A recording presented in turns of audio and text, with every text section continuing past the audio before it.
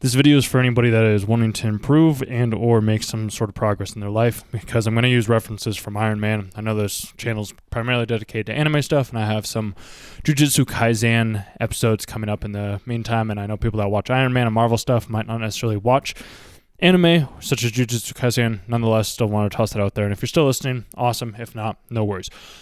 You wouldn't have even heard that in the first place. What I want to relay, and this is what I noticed when I was watching Iron Man last night, is with each rendition, each version, each new mark that Tony made of the Iron Man suit, he made small little improvements. A little improvement here around like the size to the smallerness, or from his shield being used as nanobots compared to like it being an actual like energy shield instead. And by being able to improve through each battle, he's made significant improvements to his suit. If he wouldn't have gone out and went into the field and tried and tested this way of being able to create some sort of suit of armor that is able to help him become a superhero and defeat all the enemies, he wouldn't have been able to make the improvements that he needed to make. Because each time he would go into a battle, then he'd come back and he'd reanalyze that said scenario and be like, okay, well, what can I do a little bit differently? How can I improve this suit slightly different? We never really get to see this in the movie, not physically at least, but visually we get to notice that like small little tweaks and changes were made throughout the whole movie for him to improve the suit from the very first episode to the very final episode. Because from Iron Man 3, he noticed that like he couldn't have the suit with him all the time, because like sometimes the suit would break down, sometimes it would run out of like some sort of steam or whatever it may be, or it would be on autopilot because somebody else was controlling it, or he was controlling it due to his nightmares. When in actuality, once he realized that like, hey, I can put this suit in here by using nanobot technology and create something completely new, then all of a sudden he had a new way of being able to transport, so he always had a suit with him. Because whenever he was in the second one as well, like with the suitcase, in order for him to suit up in a certain environment when he was racing the cars, he had to have his bodyguard come and develop and give him the suit himself so that then he could be protected. He's like, you know what, there's got to be a different way for me to be able to do this so that I don't have to rely on somebody else. And I'm not saying relying on anybody else is not a good thing or a bad thing. It's always good to ask for help if you do need to have help, which is why, like, if you don't know how to ask for help, I do want to let you know that there's a link down below where you can schedule like a free 30-minute call with me. So I'm going to be helping you do like some sort of coaching, some sort of like self-inquiry, so that you can start to live your life in a more meaningful way that is more aligned with what your mission is and what your purpose is in life. Just want to toss that out there. If not, you can keep watching these videos in the ways that I present them to you in. With him noticing that, like, hey, I can't always rely on Happy to have him deliver my suit, or rely on Pepper to have him deliver my suit, or have a watch that, like, stops Bucky from shooting me in the hand with a bullet. Like, I can't always rely on this other form of, like, technology, which is all that I have done. So he's like, you know what? Let me create a suit that is more accustomed to me just having to, like, tap on, like, my little, like, arc reactor, and then all of a sudden it suits me up. But then he realizes that, like, when he's fighting Thanos, all of a sudden he's not able to do that same level of way of fighting, because he runs out of nanobots every single time Thanos uses like the Power Stone. He like loses those nanobots in the process, so then all of a sudden he doesn't have enough armor to protect him, because his nanobots aren't able to completely reiterate or duplicate themselves time and time again. There was a finite amount instead of an infinite amount, which is why then the next time he ends up going into battle, you notice that he has like the energy shield compared to like the actual armament of the shield, because he's like, you know what, I need something that's going to still be able to protect me so that I'm not stranded in space.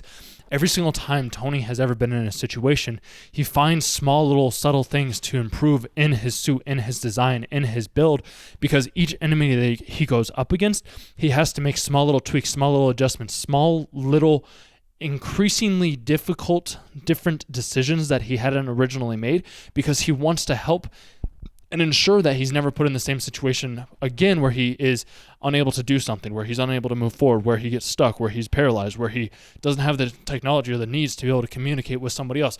You notice it in the very first episode. Very first movie. Like, obviously, when he goes down to... when he gets trapped, he uses like the big design and he's able to create it in the cave, which that's the cool thing as well too. Like, if you truly do have an innovative mind and you are able to create something, you can create it just by having the imaginative act of being able to create it for yourself, which in turn then you can create something else. Because you see later in the movie, and I'm going to get back to the point that I was just talking about here in 1 second, which you see later in the movie when Obadiah is trying, and I'm going back to Iron Man 1 as well too. I know I've kind of bounced a little bit all over the place, but you understand the trajectory that I'm talking about right now.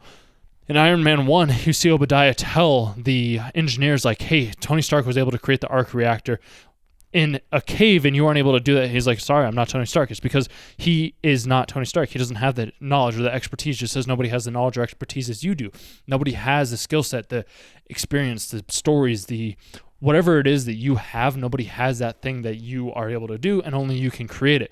Because like, if you have an idea, if you have a creative ability, if you have some sort of gift, you can do that and offer that to people in the ways that they need to have it offered to them in.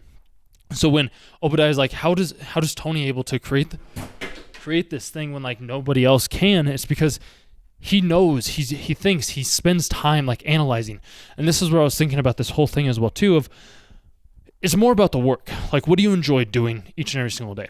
Because if you don't enjoy the work and you're just going after the prize, if you're just going after like the accomplishment itself, then that's going to be very meaningless. You have to do something that is you're willing to do each and every single day, regardless of the work, regardless of how you feel, regardless of where you're at. It's why I go to the gym every single day. Like I might not be feeling fantastic on that day, yet I'm going to do it. It's just like how Tony, like when he's designing his new Mark II Iron Man suit, he's enjoying the process. He's creating something that's going to benefit society, that's going to benefit mankind, because he noticed that what he was doing beforehand, he thought he was helping people, but then when he went out into the real world and he saw it, he's like, oh, this isn't benefiting me or benefiting anybody else. It's actually hurting and harming more people.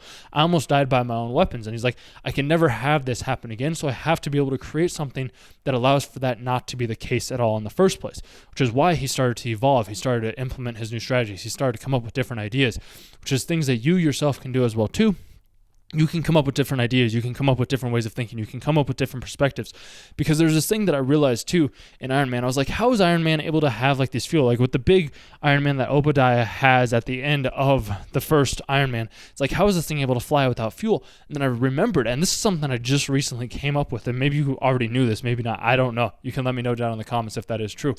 I didn't understand, because like the arc reactor is energy, and energy is what creates and fuels everything else. So like he doesn't need energy fuel or like rocket fuel or something like that to be able to fuel the flight, because what is providing the type of energy and the fuel is the arc reactor itself, which is generating all the power, which is also happens in Avengers, I believe, as well too, like when they're trying to create an energy-free environment to be able to like sustain everybody else so that they can remove fossil fuels, energy, and all this other stuff as well too, which I didn't get that the first time I watched through Iron Man. It's really cool being able to see these concepts, because then there's these ideas that come from these people where it's like right now it's just in movies, but give it a couple of years, a couple of decades or something along those lines, and you start to see more of this technology in the actual real world, and then you'll be implementing it, you'll be providing it. Like, I'm going to use a Back to the Future reference because that's what came to mind.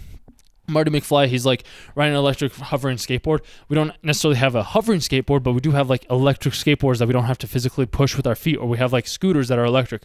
Like everything starts to stem from an idea, and it stems from ideas of implementing and improving them by small little tweaks so that you're not in the same situation. Yet if you never put yourself in that situation in the first place, how do you ever expect to improve?